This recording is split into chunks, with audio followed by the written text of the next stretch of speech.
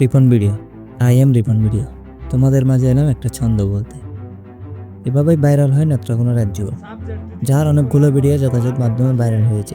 হঠাৎ করে ফেসবুকে জনপ্রিয়তা পাওয়া কে এই রিপন, তার নামের সাথে যুক্ত হয়েছে ভিডিও।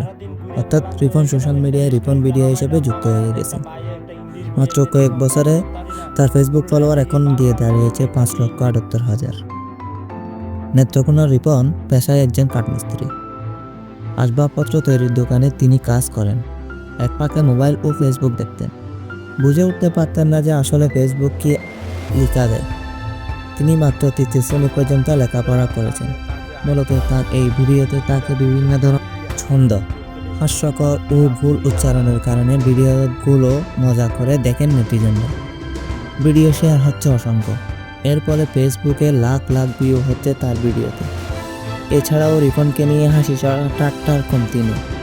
তাই রিপন এখন আলোচনায়।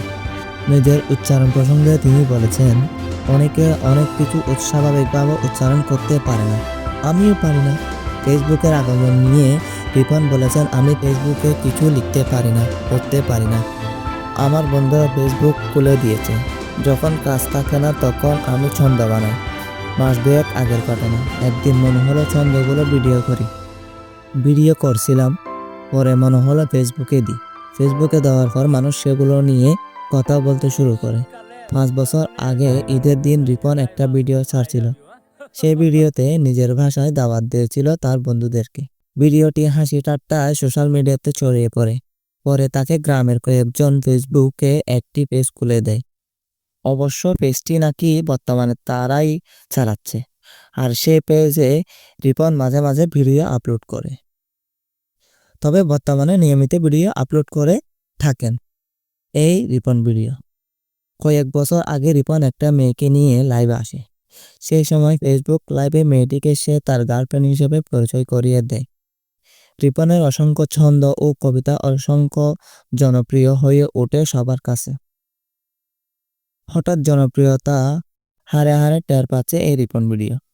বললেন, দিন নেই রাত নেই, সব সময় আমার মোবাইলে ফোন আসে। কোনো কাজ করতে পারি না, তাই এখন সবসময় মোবাইল বন্ধ করে রাখি। কিন্তু তারপরেই রেহাই নেই। মানুষজন দেখা করতে সোজা বাড়িতেই চলে আসে। ঢাকা থেকে অনেকজন ইন্টারভিউ নিয়ে গেছেন। এই কিছুদিন আগে ইউটিউবে সেগুলো প্রকাশও হয়েছে। এখন অনেকে আমার ইন্টারভিউ নিতে আসে। প্রিয় ভিউয়ার্স, রিপন ভিডিওর অসংখ্য ছন্দ ও কবিতার মাঝে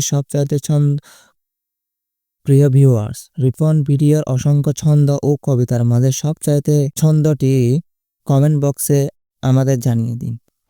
এই ভিডিওটি ভালো লাগলে একটি লাইক দিন এবং শেয়ার দিন। এ ধরনের আরও ভিডিও পেতে আমাদের চ্যানেলটি ফলো করে আমাদের সাথে থাকুন।